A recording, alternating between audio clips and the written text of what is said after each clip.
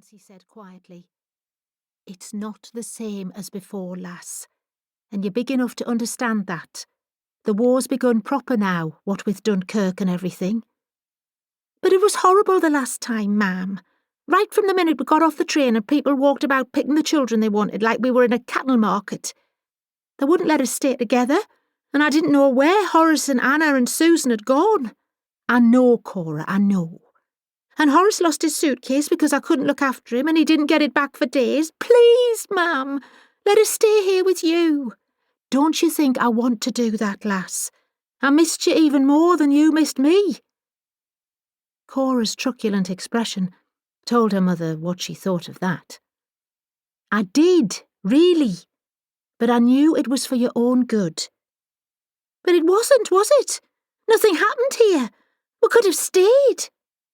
That was then and this is now, and like I said, it's not the same.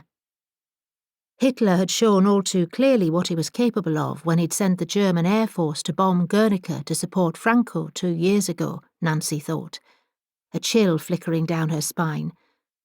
The terrible outcome for the undefended town had shocked everyone, and she'd never forget a word of what she'd read. The reporter had written that the whole town had been systematically pounded to bits and reduced to just charred bodies, flames, smoke and debris. It had been a calculated act of terror by Hitler, and it hadn't even been his war, not like this one. What that madman would do now didn't bear thinking about. Her thoughts making her voice sharper, Nancy said, Don't argue, Cora. You're going and that's that. I'm not having you and the others put in harm's way when I can do something about it. I'd rather be in harm's way than living with Mr. and Mrs. Riley.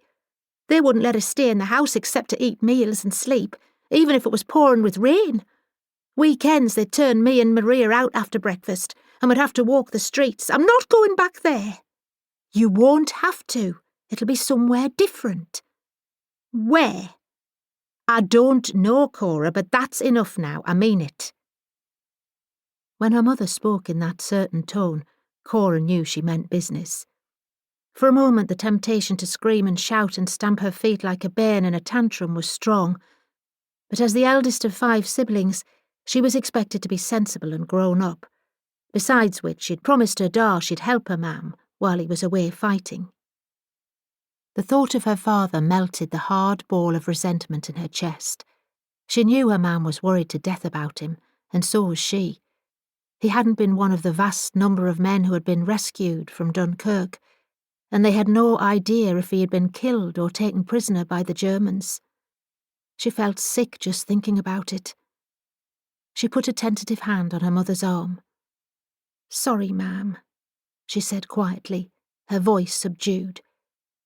I just want us to stay together as a family in our own home. So do I, lass. So do I.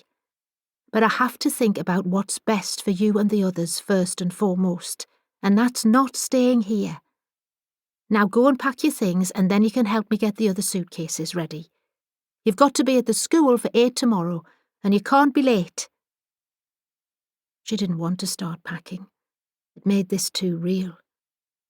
Cora bit down on her bottom lip as she glanced towards the kitchen window. Beyond their yard, her brother and 3 sisters were playing in the back lane, oblivious of what was afoot. The 4 of them had had instructions to stay in the lane and not venture into the streets as they sometimes did, especially her brother, who was always disappearing, given half a chance. But a few days ago there had been a nasty accident involving one of Cora's classmates, Godfrey Taylor, a lad who lived in the next street. He'd been playing with some pals when he'd fallen under a tram and had had both his legs chopped off above his knees. They'd been told at school by a grim-faced teacher that he was in hospital and fighting for his life, and that if he recovered he would be in hospital for a long, long time. Cora had sat next to Godfrey in class, and she'd always liked him. He was the class clown and made her laugh. Sometimes they had sat talking together at playtime, and he'd taken to walking home with her and carrying her bag. Now he would never walk again, not on his own legs. It was horrible, just horrible. Dragging her mind away from Godfrey, she returned it to the matter in hand. Her mother had